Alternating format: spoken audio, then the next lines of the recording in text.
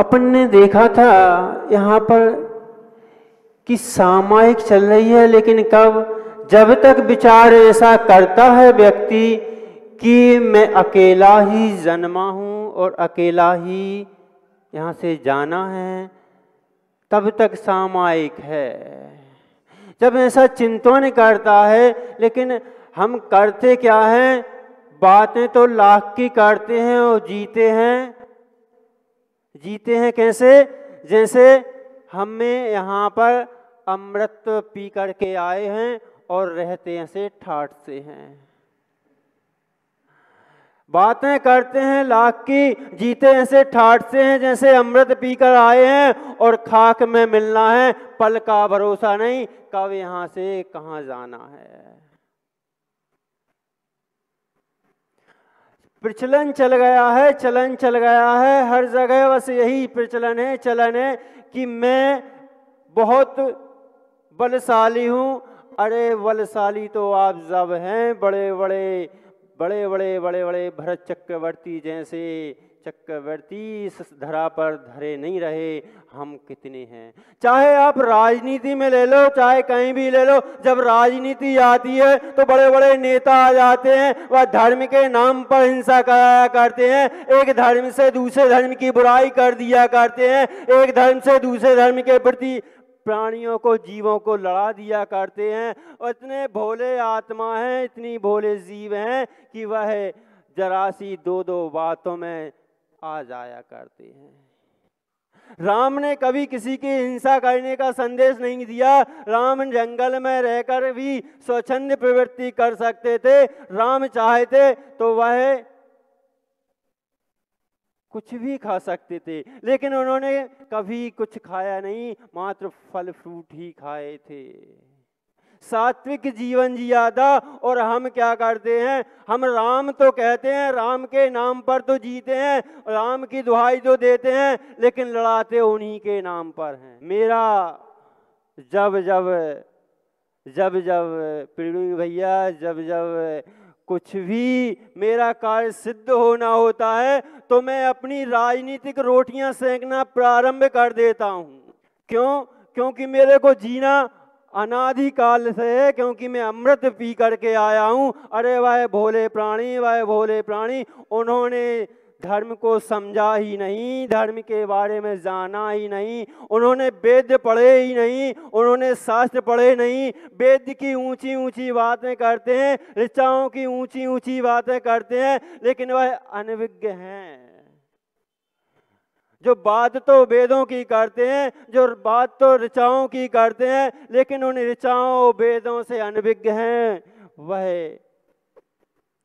वह हमेशा यह धर्म मेरा है, यह धर्म तेरा है। धर्म किसी की बापौती नहीं होती, धर्म तो संसार की बापौती होती है। जो मानता है उसकी बापौती होती है, जो धर्म धारण करता है उसके धर्म होता है। धर्म के लिए हम स्वयं को भी छोड़ देते हैं। यहाँ पर तो कह दिया, अरे तू जन्मा है अकेला और मृत्यु भी तेरी अकेली होगी। उससे भी बढ़कर प्रदीप जी, उससे भी बढ़कर और आगे कह दिया, क्या कह दिया, न्यायस्ति नेक्यम वपुषापि सारम तस्यस्ति किम पुत्र कलत्त मित्ते पृथक करते चर्मणि रोम कूपा कुतो ही तिष्ठन्ति शरीर मध्य। यहाँ पर तो कह दिया, तुम कर लो कितना कर ले हो, कितना अपने को दूसरे को परखो अपना मानते हो, बड़े बड़े महल बना लो, बड़े बड़े आशाओं में जी लो, लेकिन ये तुम्हारे साथ जाने वाले नहीं है। जब एकता देह के भी साथ में नहीं, पुत्र आदि कौ के साथ एक फिर क्यों हो गए। जब यह शरीर ही तुम्हारा नहीं है, जब शरीर ही तुम्हारा नहीं है, तो पुत्र को कैसे अपना मान लोगे, परिवार को कैसे अपना मान लोगे, पत्नी को कैसे अपना मान लोगे। व्यवहार से कह सकते हैं, लेकिन निश्चय से तो यह सब जाने वाले नहीं हैं। निश्चय से तो सब इस धरा का रह जाने वाला है।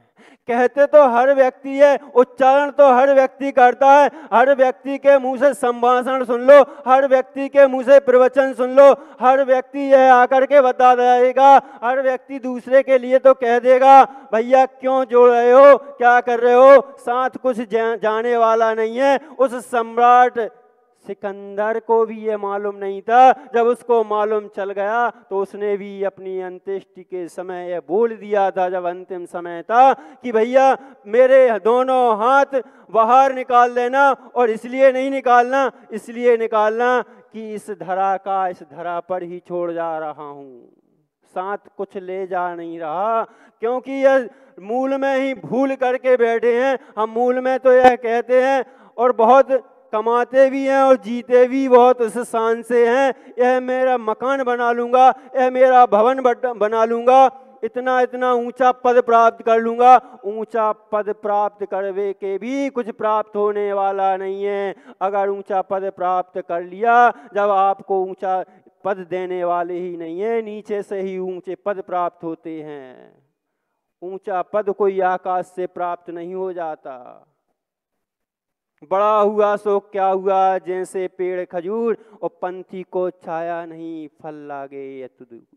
आप बड़े भी हो गए तो किस काम के हो जाओगे, किस लिए बड़े हो जाओगे, किसके लिए बड़े हो जाओगे।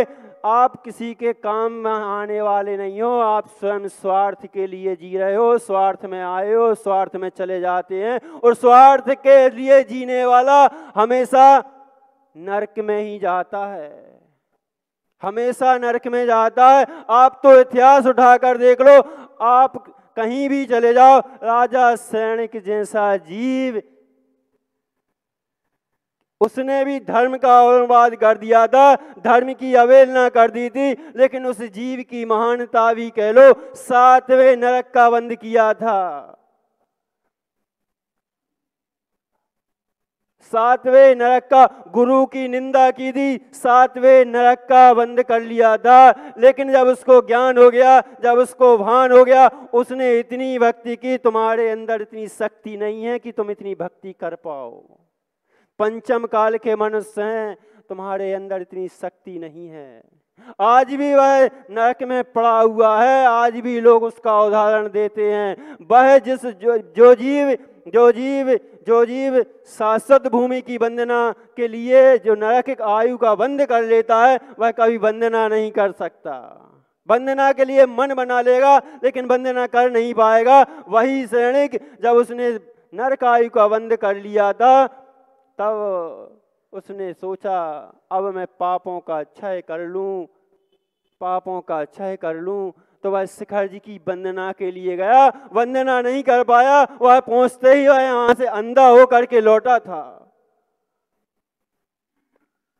वह जीव अंधा होकर के लौटा, और जैसे ही अपने राज्य में आया और उसकी आंखें यथावत हो गईं, क्योंकि उसने, यह प्रमाण है। शास्त्रों में बहुत आख्यान भरे पड़े हुए हैं, बहुत ही जहाँ पर देखो वह शास्त्र में आपको पढ़ने को मिल जाएगा, लेकिन मात्र लोग उसे कथानक समझ करके पढ़ करके छोड़ देते हैं, धारण नहीं करते। कर लो, तुम्हें कितना वर्णवाद करना है। आप जब ही कर सकते हो कि आपने नरक आयु का बंद कर लियो। अरे आप पुण्य प्रकृति का करके आए थे, इसलिए ऊंचे ऊंचे पद पर गोरा गोरा शरीर, प्रवीण भैया गोरा गोरा शरीर मिल गया और इतने इतने पैसे वाले बन गए। लेकिन आकर के उसमें ज्यादा खुशी मत मनाओ, क्योंकि जाना एक दिन खाक में ही, लेकर कुछ जाना नहीं है। लेकर तो वही जाओगे जो यहाँ पर आकर के कर रहे हो, जो आकर के यहाँ पर तुमने पुण्य किया है, और वही साथ लेकर के जाओगे। बाकी कुछ साथ ले जाने वाले नहीं हो। बाकी तो ले जाने वाले, पाप हो तो पाप ले जाओगे, शरीर तो साथ जब यहीं छूट जाएगा। अरे तुम्हारा शरीर क्या, तुम्हारे रोम भी यहीं छूट जाएंगे। यह शरीर के साथ रोम भी साथ जाने वाला नहीं है। यहाँ पर यही कह रहे हैं, जहाँ देह अपनी नहीं तहाँ अपना कोई, घर संपत्ति पर प्रगटे पर हैं परिजन लोए। लोग कह देते हैं